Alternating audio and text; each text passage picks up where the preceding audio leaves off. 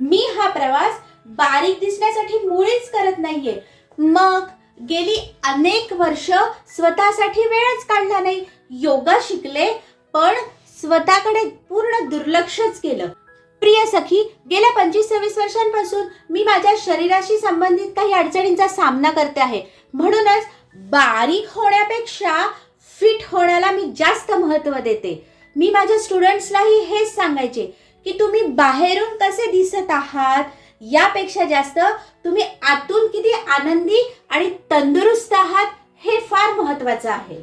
आणि आता हीच गोष्ट मी स्वतःच्या आयुष्यात जगून पाहते आहे आणि तुझ्याशी या हॅबिट जर्नीच्या माध्यमातून शेअर करते आहे.